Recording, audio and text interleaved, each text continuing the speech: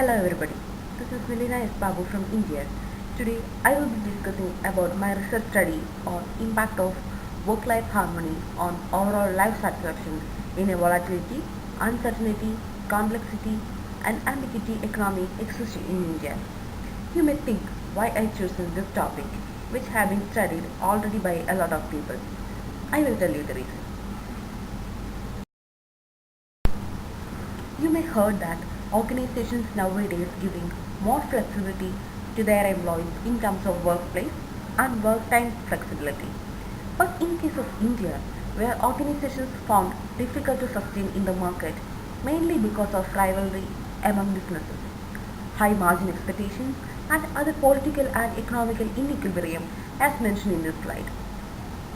So organizations ask their key employees to work very hard to protect their business from being bankrupt, even for emergencies.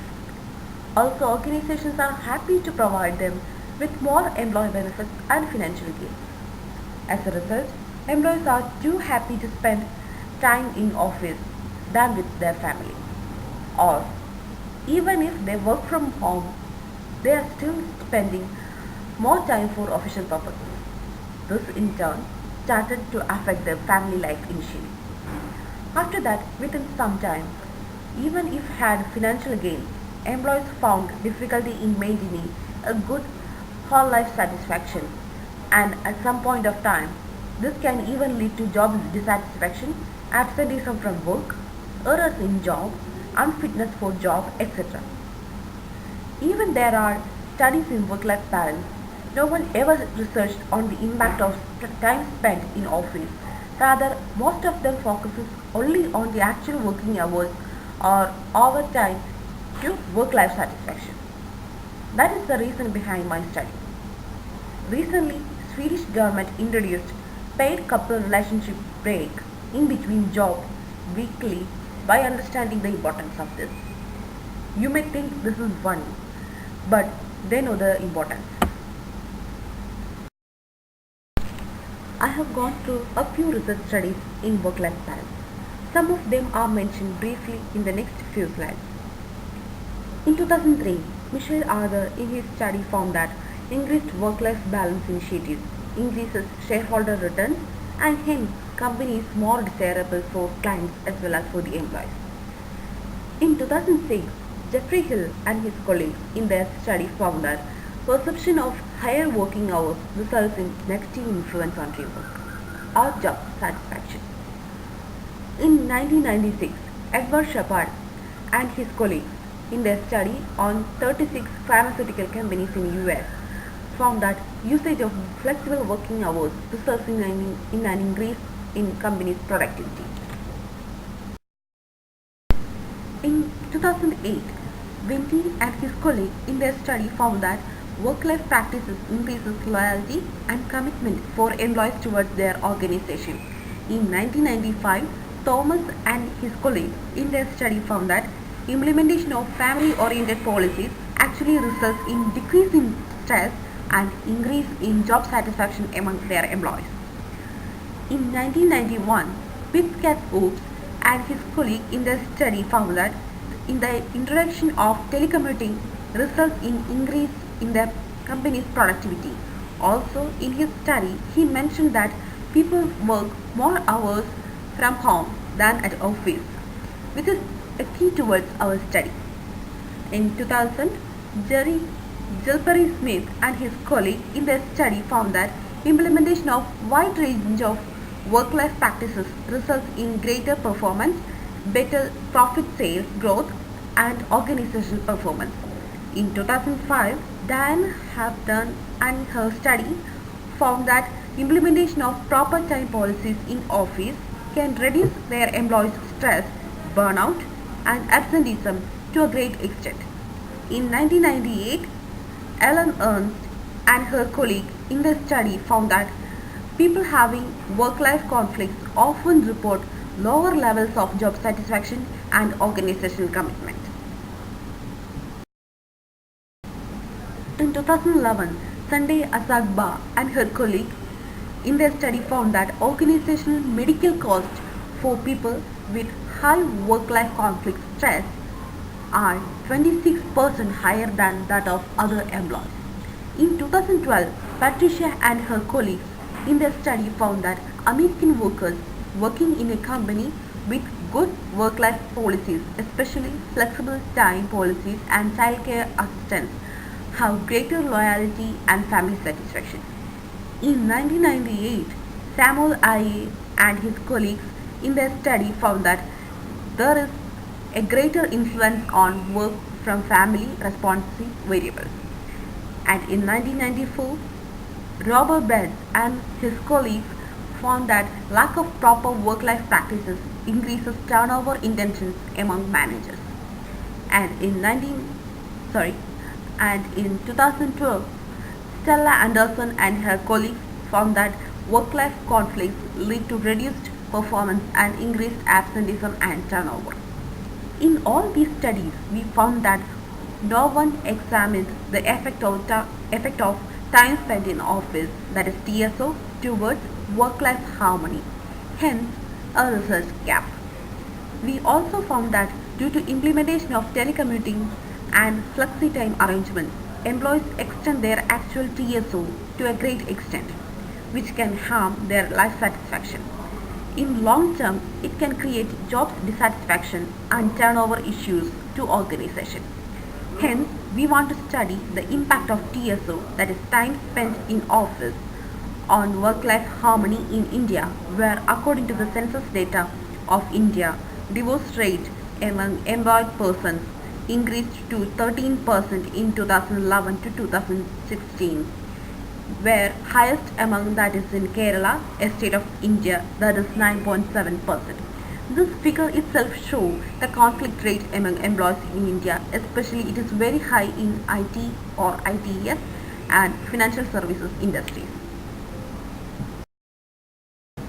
In our study, we are just focusing on the impact of time spent in office to work-life harmony and not other factors.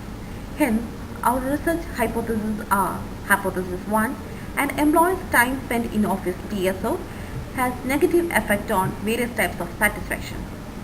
Hypothesis 2a, overtime has a negative impact on satisfaction only if the desired time spent in office is lower than actual one. Hypothesis 2b, paid overtime eliminates the negative impact of work overtime on satisfaction. Hypothesis number 3, flexi-time arrangements have a negative impact in life and job satisfaction. This figure shows the conceptual model of the study. Before 2003, only working hours and overtime influences the work-life harmony, while after the introduction of flex-time arrangements and other employee benefits like telecommuting, educational partnerships, other physical trainings and classes, employees spend more time in office or office-related things than at home, which leads to conflicts in maintaining a proper balance in life, and in long term, which leads to higher job dissatisfaction, absenteeism rate, turnover intentions, errors in job, unfitness for job, and even physical or mental illness. These are the data and variables we used for this study.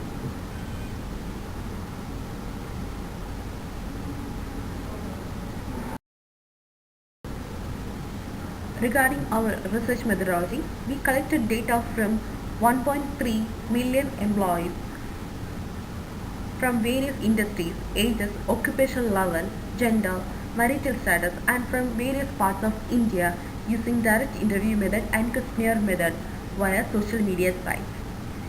The total employment strength of the country, that is 29.65 million, as per the Ministry of Statistics and Program Implementation MOSPI 2017. That is, we have collected almost 4.5% of population as samples.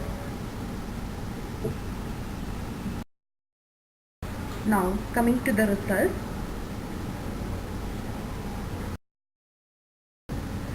The hypothesis number 1 that is accepted, that is, an employee's time spent in office has negative effect on various types of satisfaction, is accepted. And hypothesis number 2a, that is, overtime has a negative impact on satisfaction only if the desired time spent in office is lower than actual one is also accepted. Hypothesis number 2b, that is paid overtime eliminates the negative impact of overtime on satisfaction, is rejected. That is, there may be other variables for this. Hypothesis number 3, flex time arrangements have negative impact in life and job satisfaction, is also accepted.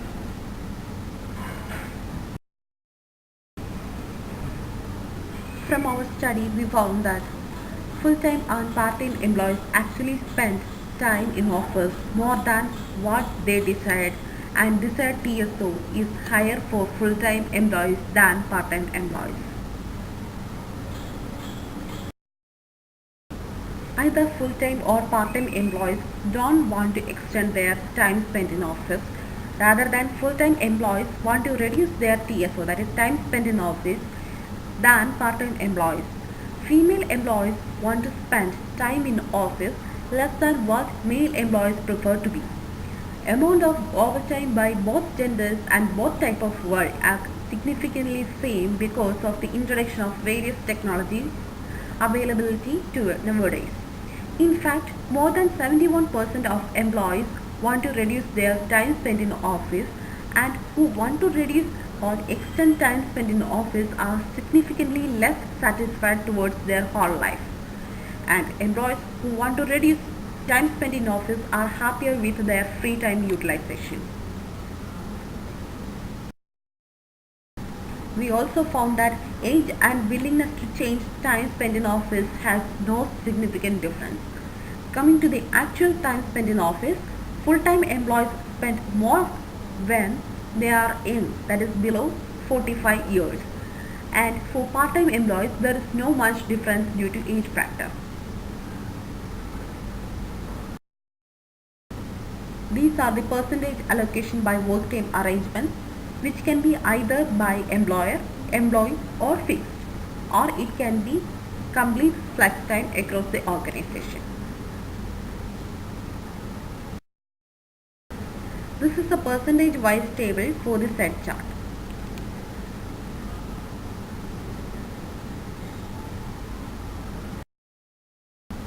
According to our study on 1.3 million employees from various industries, ages, occupational level, gender, marital status, and from various parts of India, found that on average on a 5-point scale, that is the Likert scale, job satisfaction is 2.36, personal income satisfaction is 3.54, household income satisfaction is 2.01, free time satisfaction is 2.363, family satisfaction is 2.363, whole life satisfaction is 2.818.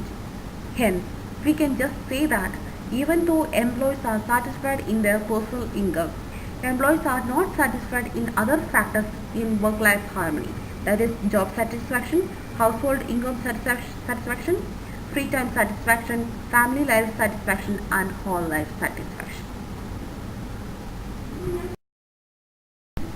From these charts, we found that life satisfaction is higher or almost stable in age below 30 years, and even though fluctuating, above 60 years are also good at life satisfaction. In job satisfaction too, it is higher in below 30 years and average for age between 30 to 45 years. For free time satisfaction and family life satisfaction, age below 30 years and above 60 years are more satisfied. If you look at these graphs deeply, we found that age between 30 to 45 years are the employees who are least satisfied about their whole life, free time utilization, and family life satisfaction.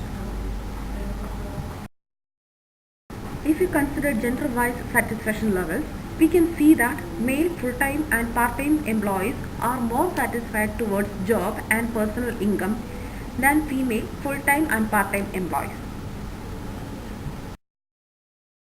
There is no significant difference in free time satisfaction among full-time male and female employees, but part-time male employees are more satisfied about free time than part-time female employees.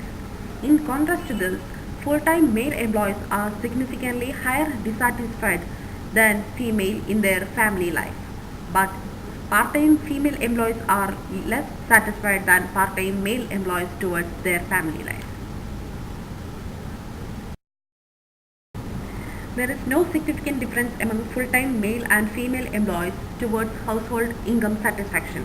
However, part-time female employees are less satisfied than male for their household income. But there is no significant difference between full-time male and part-time male to full-time female and part-time female towards whole life satisfaction. Now, considering other factors that can affect work-life harmony related to TSO. Age and gender factors we already discussed before. From our study, we found that employees from rural areas are happier than urban employees. Employees having kids under 17 years are more satisfied than employees without kids or without having kids under 17 years. Regarding industries, employees in agriculture, tourism, education and retail are more satisfied than employees in other industries, and employees in IT or ITES and financial services industries are the most stressful people and have higher dissatisfaction rate in their whole life satisfaction than employees from other industries. The biggest observation we found from our study is that instead of making employees happy, all kinds of telecommuting, including work from home facility, makes employees work-life dissatisfaction until the TSO is not controlled by policies inside the organization, especially for employees in IT or ITS industries. However, employees in retail and tourism industry are satisfied with flex time arrangements like rotational shifts.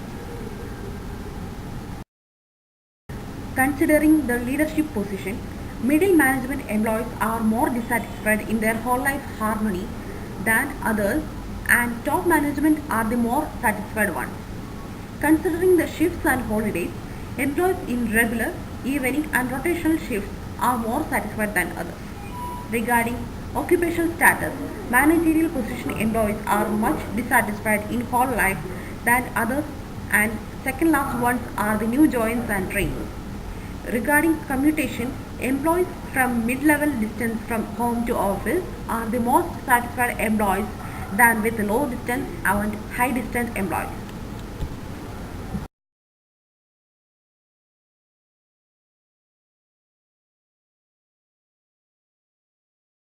We can now conclude from our study that equal importance should be given for all employees' work-life harmony, which need to be monitored by the employer on regular intervals through multi-source feedback system implementation, and need to ensure that there is no bias in rating the same. Also, we need to check TSO instead of working hours for proper understanding the employee's work-life harmony. These are some of the limitations of this study. We didn't look into already existing issues with employees' family and cultural background of the employee. This study does not look into the style of leadership and informal relationships existing in the organization. The generalization is still questionable. Future research needs to be implemented in large sample size and in other countries with different cultural settings. This study does not look into the existing economic worries before an employee joins the company. Future research needs to look into more factors affecting work-life conflicts for transgender employees and based on employees' abilities, that is mental, physical, emotional and intellectual as well. That's all about my research study. Thank you for listening.